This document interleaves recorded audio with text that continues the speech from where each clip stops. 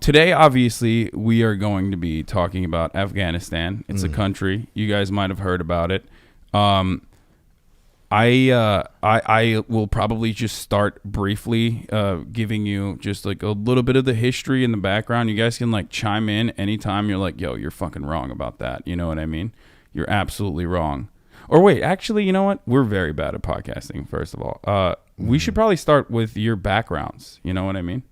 Like, yeah. For people that don't know. Well, Liz and I met actually in Afghanistan in about 2003. We were both serving as interpreters at the U.S. Embassy. No, we do a podcast together called TrueAnon. I don't know, what more background should we give? I don't know. Nailed it. I mean, you guys, you have a There's unique. nothing else anyone needs to know. Okay, never mind. Everything. What? Everything else is classified information, folks. No, I mean, dude, you've done some interesting stuff. You know, if I do say so myself. Yeah, I'm definitely getting canceled by the Turkish government after this. Yeah, I was one. about to say this is a bad road for you to be going down right now. No, they are not going to be happy when they find out what you did. Well, they know what I did. They know what you did. Yeah. Yeni Safak put out a couple articles about it. Oh, really? Yeah. Oh, yeah. nice.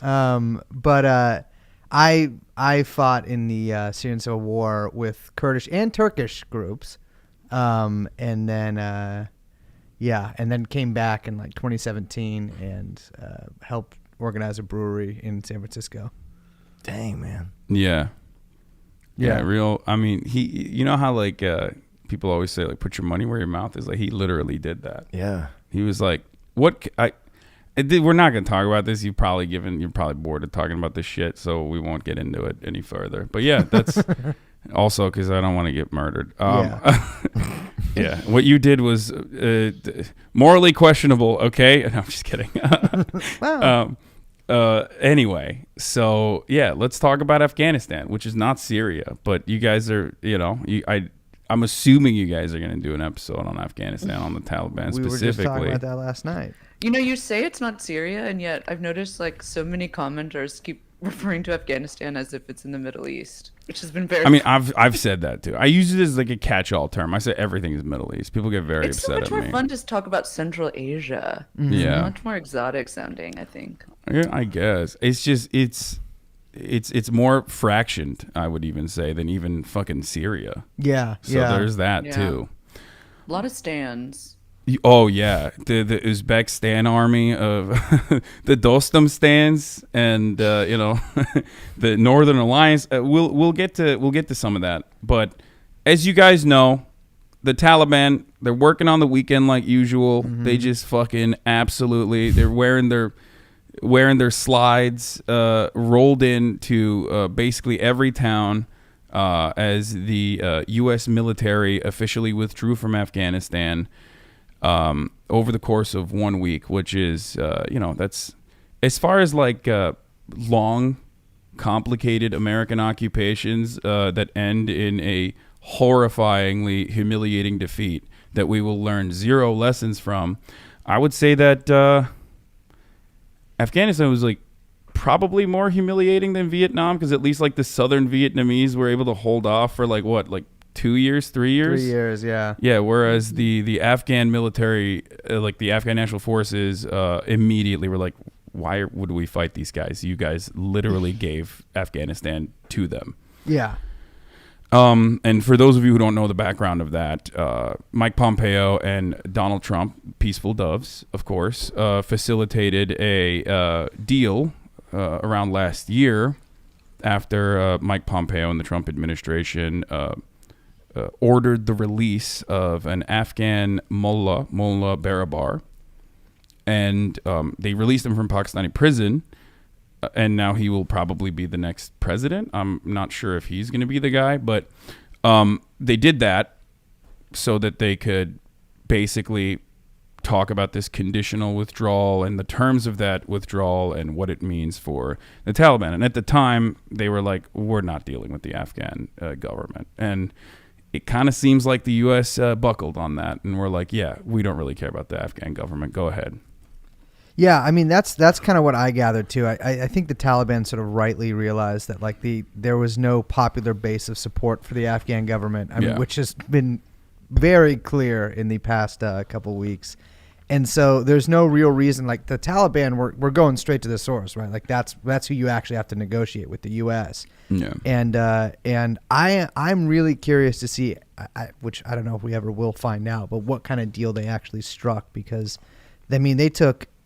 Like 29 cities in like 9 days. I mean, they took basically every single provincial capital except for a couple in less than 2 weeks, which is, I gotta say, impressively fast. And so a lot of those, it looks like were sort of handed over without really even firing a shot. And so, I mean, obviously some kind of deal was cut. Oh, 100%. If anything, it's the fact that like they didn't really coordinate anything with the Afghan government or the Afghan military that they were training. That cost us $90 billion, by the way, over the course of the past 20 years. That we knew was a failure from top to bottom, start to finish. That shows me that yes, they certainly wanted this to happen. They intended this to happen. My speculation, personally, and I know you guys like briefly talked about it, I think on the beginning of your podcast. Where you said, like, I think China and Russia are going to come and sweep in. My speculation personally is that it's more so going to be the Taliban cooperating with Turkey, America, and India, and also Pakistan too, because they like their sentiment, their attitudes that they express towards India and like wanting to normalize their relations with these foreign leaders, especially regional powers that they would normally be completely opposed to, felt a little bit like they're gaming the system. They're obviously they work with Russia too. The Russian embassy is still in operation, unlike the American one. And they met with Chinese ambassadors as well. But I do feel like those sweet mining contracts are going to come our way, or continue to come our way. And that's part of the conditions. I don't know. We'll see. I know the Taliban had, like, even before they advanced on Kabul, like, they had very good working relations with the Russians and the Chinese, like, and Iran. So I know that there's, like, already a deal in the works with the Chinese over a bunch of mining contracts. It'll be really interesting. Yeah. As far as, like, the Afghan military goes, I don't actually think it was that surprising. I mean... Yeah. Because from at least everything I know about the Afghan and the Air Force in particular is like it's well trained by the Americans, which means like it has really expensive artillery, but like no strategy. And I think what's like so interesting about the war in Afghanistan is like what you brought up with its like comparison to Vietnam. I think as far as like the success of peasant guerrillas, like what the Taliban accomplished is like really impressive. And like had no state. I mean, even the Vietnamese had a little bit of state backing from the Chinese, of course, but like, I don't know. I mean, my understanding is they just had like these sleeper cells that they had been working for basically over a decade and were able to just kind of like activate at the right time and swarm in. And the whole thing was like very impressive. I mean, even though like I don't really think very highly of the American military in terms of its ability to win wars, considering it never has. Yeah, that's true. We've been taking a lot of L's, like a lot of L's, and over the course of like long and very deadly conflicts too, which is not great.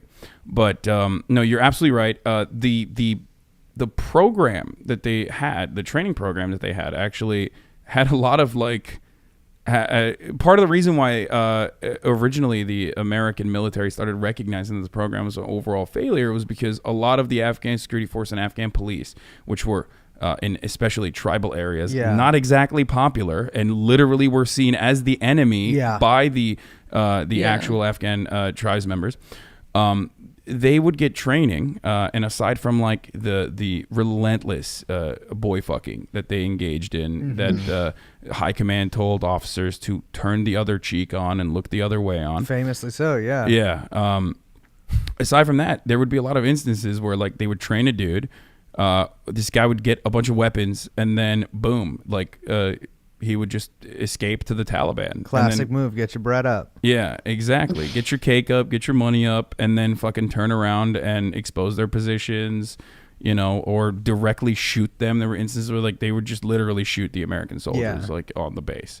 So who would have thought a foreign occupying force would not be so popular with the natives on that land? It's crazy. I follow like a lot of for a while I followed a lot of like Afghan liberals, like Kabul, professors or people going to the universities there, mostly because they're some of the few people that consistently tweet in English. But even a lot of those people who you would assume would be pretty attached to the Afghan government and certainly opposed to the Taliban are like, you know what, fine to see these guys go. Because the thing is, like, the way that the ANF operated and the way that the Americans facilitated them operating was basically like a giant graft operation. Like everything revolved around bribery. You had to pay people off. Oh, yeah. Like, the streets of Kabul were super unsafe. And I think people see, I mean, obviously not speaking for everybody, but a sentiment I have seen is that with the Taliban, okay, they bring some, obviously their own baggage to the table. But they are problematic. They're a little problematic. Yeah. But at least like the streets will be safer, stuff like that. Which doesn't necessarily speak to how virtuous the Taliban is or anything like that. No. But just to how just empty and just like crime ridden the previous regime was, and I think it just had almost zero legitimacy among Afghans of basically any social class. Not even. Yeah. And the Taliban had been running like a bunch of critical infrastructure for a while now. Like they had been running a bunch of like food transport and all this stuff like out in the countryside. So they had been running like, they didn't just like come out of nowhere too. You know what I mean? Yeah. No, of course. And this has been ongoing as well. Like they were. Depending on what part of Afghanistan we're talking about, you either see them as the local population either saw them as liberators or another force that is just a different seasoning from the warlord that they're living under, who might have been brutal, or rather the American military that they certainly were not too fond of. Yeah, and the thing is too, like talking about the ANF, like. I was reading this article in the Washington Post the other day about like, these brave Afghan army soldiers who are, helping defend the airport with the Americans. And it's talking about people from this thing called Unit 03. Of course, any other link that if you Google Unit 03 Afghanistan, any other link is usually an article about atrocities they've committed. Oh, yeah. Where they're based. I mean, it's killing kids, extrajudicial, murders of people who are under investigation. And I think to a lot of people who live in Afghanistan, it's like, well, what, like, these people aren't seen as like defenders or liberators or anything like that. They're just like either another force, like you're saying, that like is, it's killing people or terrorizing people, or even worse than the Taliban, which I think is the case for a lot of people. So you're saying Unit 03 may have gotten, they closely looked at the JSOC operations and were like, this is good. We're going to tailor. They're directly CIA trained. So yeah. Oh, okay. Yeah. I did see something that you posted from, was it Covert Action? About like immediately leading up to 9/11, the interest that the United States already had in invading Afghanistan, or at least like engaging in conflict within Afghanistan. For those of you who don't know, I don't know if I should rewind all the way back to the Mujahideen and the Operation Cyclone and the original arming of the Mujahideen, and how I guess it was seen as USSR's own Vietnam by the Carter administration and the Reagan administration, obviously. But there was, I'm going to pull that article up right now, actually. Let me try to find it too. I just assumed this was live because no. This is the one thing I don't do. That's like, okay, I can do anything I want then. Yeah. Yeah, get crazy, Brace. I'm gay. Well, don't cut that. I'm just letting you know that's going to stay in that's in the cut. It's a big podcast now. Now everybody knows.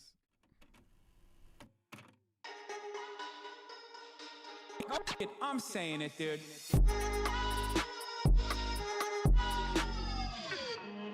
I've been drinking pre-workout already. I'm ready to run through a brick wall, baby. Okay.